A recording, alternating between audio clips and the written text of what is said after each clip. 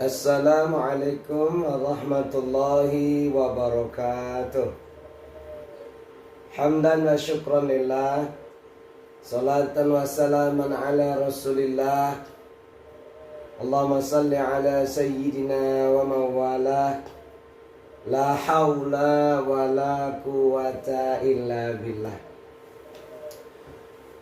Anak-anak Ustadz yang Ustadz sayangi, yang hari ini mungkin kalian semuanya masih berada di rumah dalam keadaan belajar karena masih ada wabah COVID, ya, maka kita belajarnya lewat daring.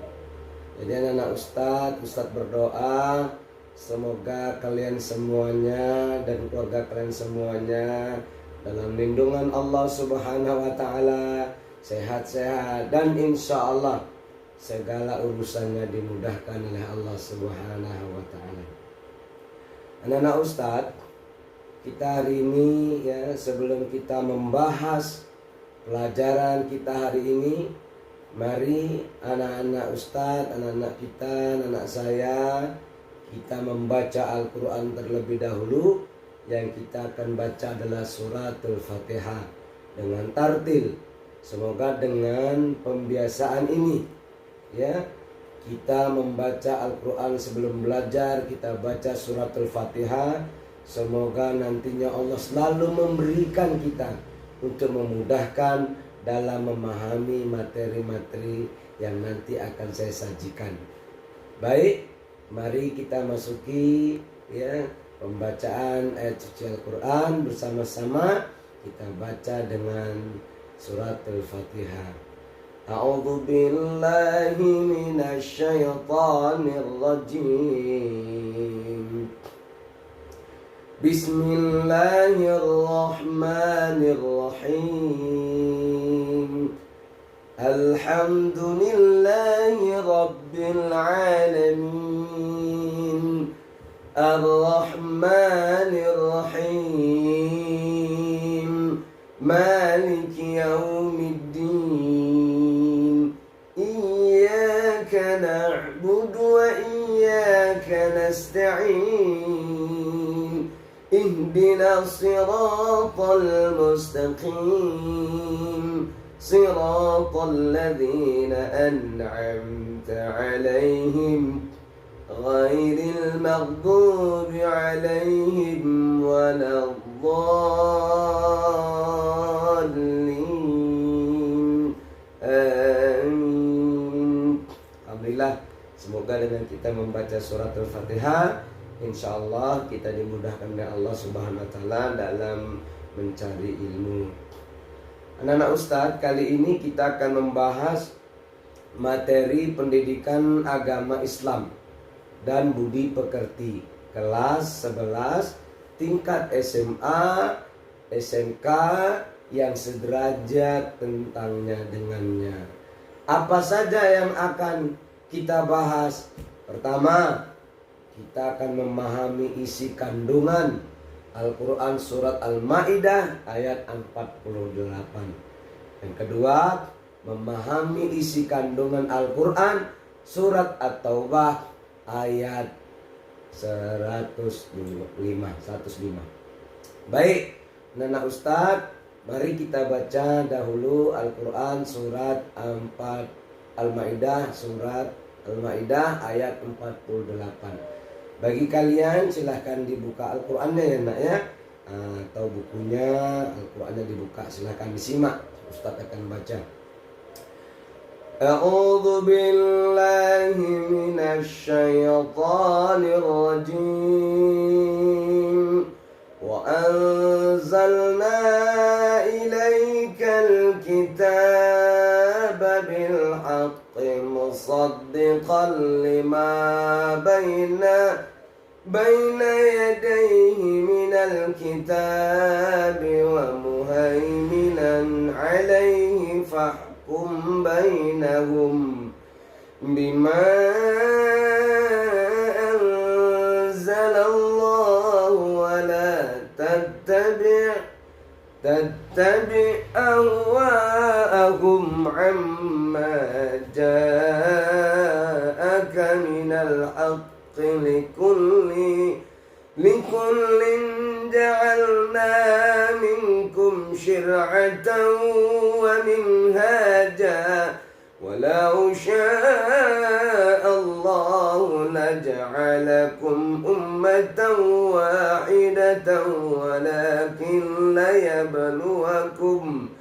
ليبلوكم فيما آتاكم فاستبقوا الخيرات إلى الله مرجعكم جميعا فينبئكم بما كنتم فيه تختلفون. Sadaqallahul azim.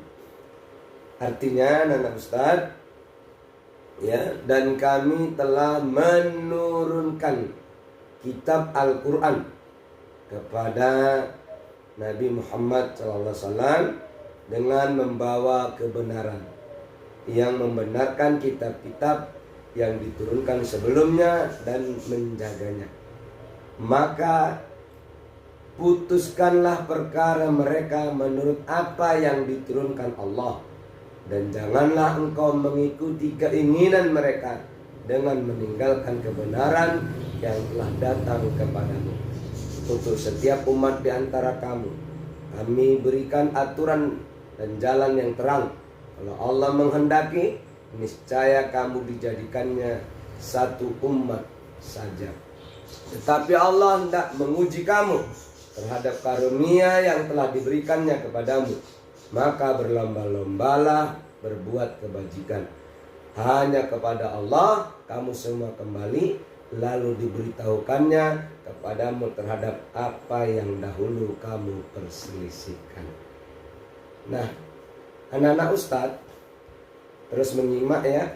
Anak-anak Ustadz, maksud dan kandungan ayat tersebut apa dalam Al-Quran surat Al-Ma'idah?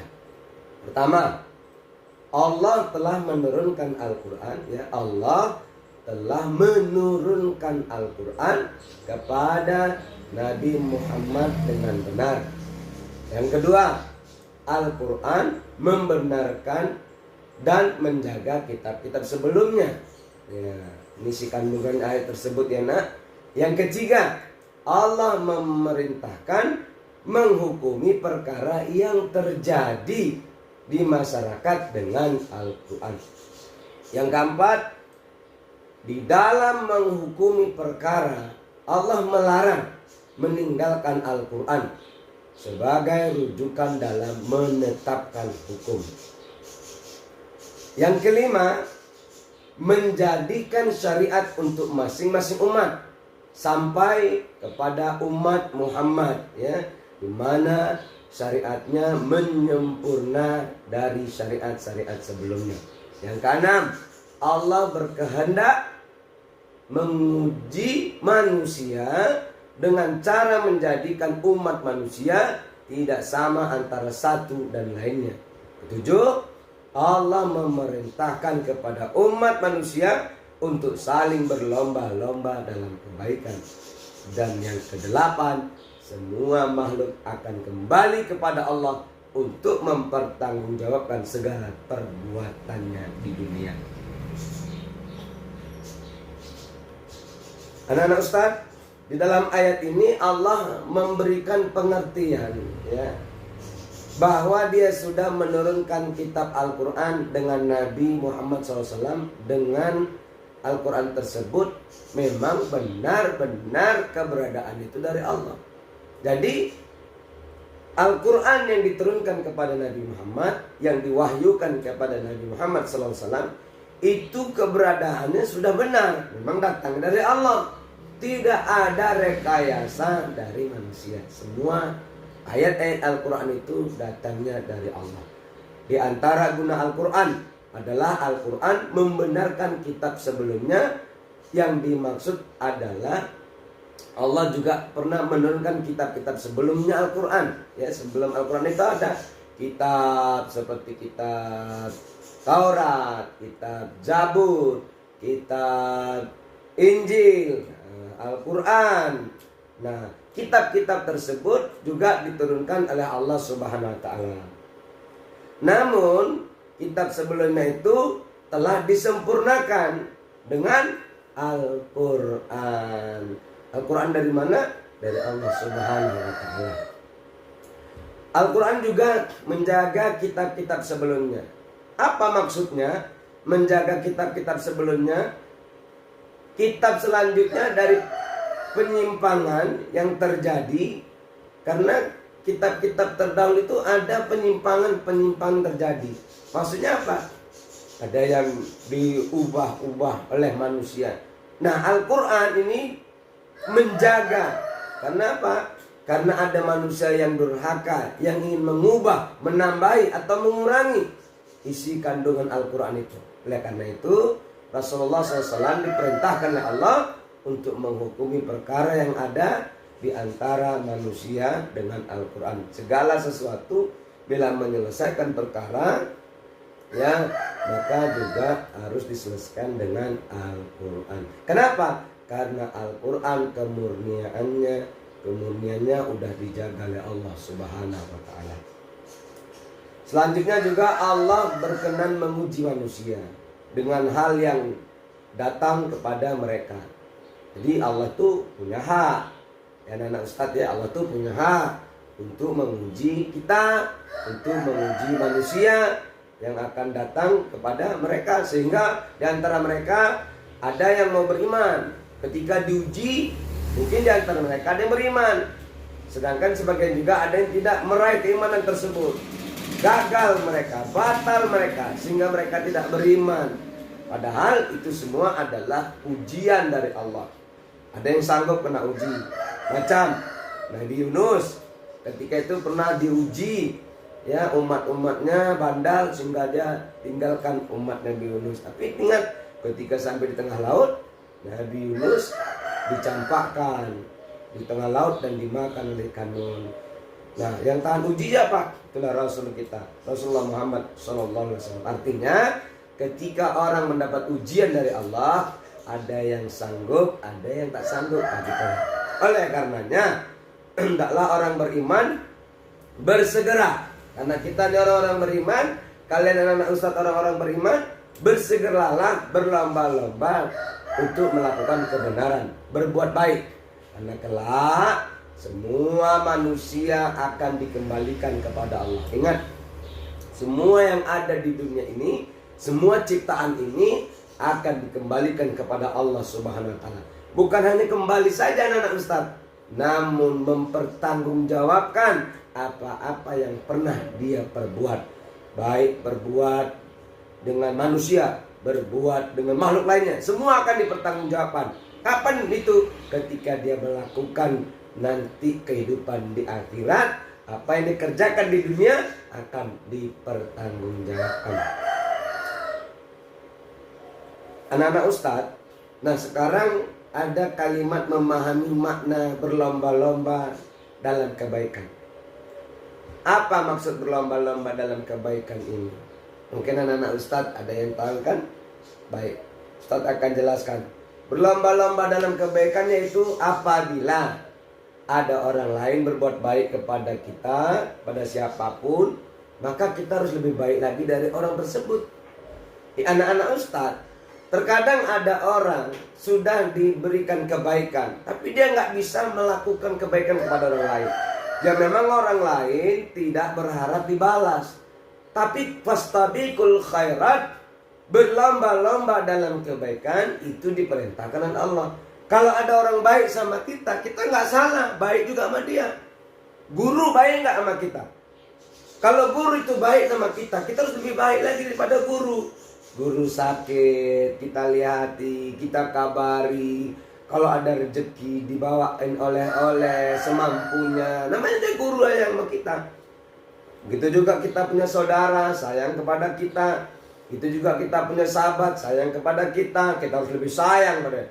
Dia baik sama kita, kita juga harus lebih baik pada dia. Fastabiqul khairat, itulah berlomba-lomba dalam kebaikan.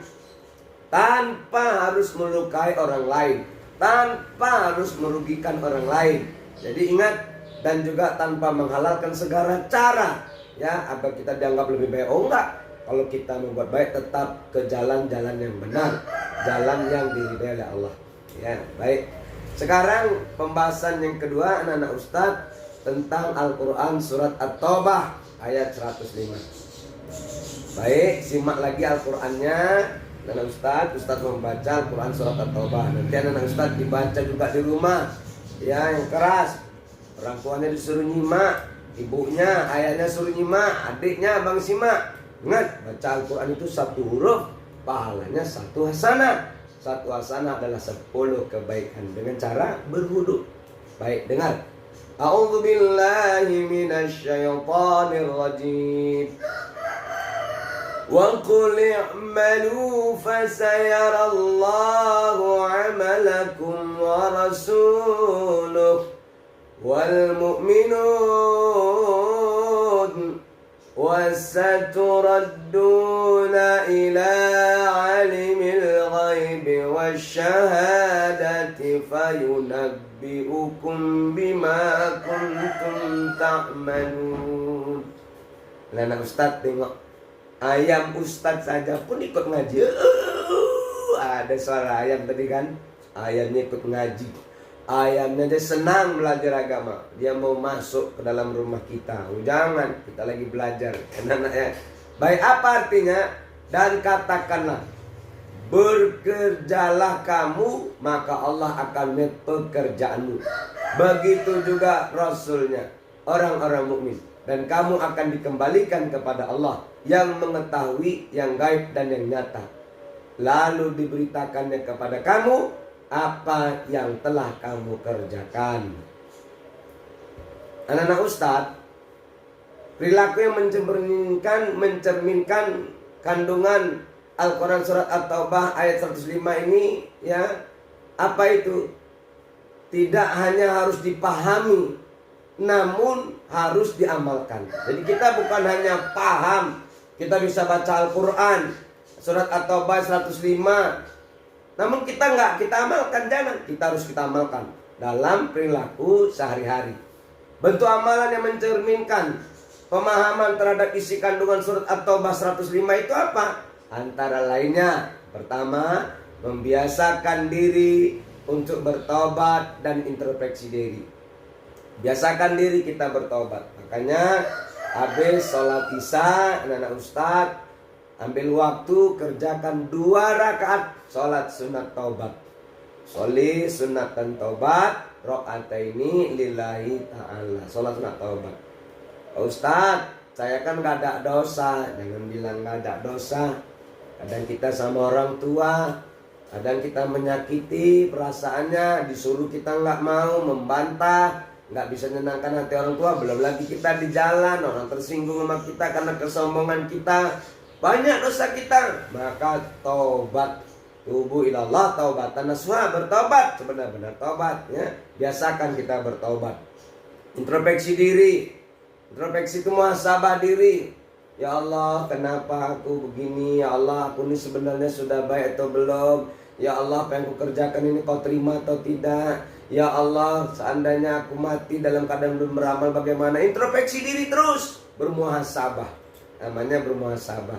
Ya, yang kedua, memperbanyak bersedekah dan berzakat. Ingat anak-anak Ustadz, sedekah itu ada 2. Sedekah sunnah, sedekah wajib. Sedekah sunnah itu apa? Sedekah sunnah nggak ada ukurannya, nggak ada takarannya. Pokoknya asal kebaikan itu sedekah. Ngomong baik juga sedekah. Wal kalimatut thayyibah sedekah. Ngomong baik sedekah. Senyum juga sedekah. Orang senyum, jumpa guru senyum, jumpa orang tua ke masjid senyum. Tapi janganlah kau sholat senyum-senyum, sendirian gak ada orang senyum-senyum. Ada orang nanti, ini ada lain anak nih, gitu. Jadi anak-anak Ustadz senyum, itu sedekah. Sedekah harta, silakan sama orang miskin. Wa ma'anfaqtum min syai'in fa yukhlifu. Apa saja yang kamu nafkahkan, Allah akan menggantinya. Makanya bersedekah itu sedekah sunnah. Ada sedekah wajib. Sedekah wajib itu apa? Zakat. Jadi anak Ustadz, sedekah wajib itu zakat. Zakat ini ada namanya zakat fitr, zakat, ada namanya zakat mal, zakat harta. Nah, itu keluarkan zakat setiap bulan puasa, zakat fitrah. Lalu yang ketiga, mengerjakan ibadah wajib. Ya, ditingkatkan ibadah wajibnya. Sholat fardu jangan tinggal, kafir meninggalkan sholat fardu. Ya, puasa, zakat, haji sekali orang Islam. Namun kita karena Covid 2 tahun dan tak berangkat haji. Ustadz seharusnya berangkat haji tahun lalu tak jadi. Tahun ini juga tak jadi. Tapi alhamdulillah Ustadz sudah dikasih oleh Allah, sudah pernah berangkat ke tanah suci 3 kali. Ya, baik. Jadi apa lagi Pak Ustadz?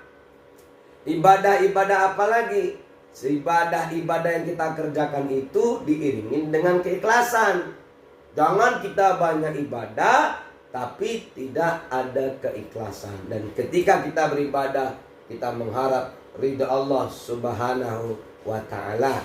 Jadi anak-anak Ustadz, mari, inilah mungkin yang dapat Ustadz sampaikan.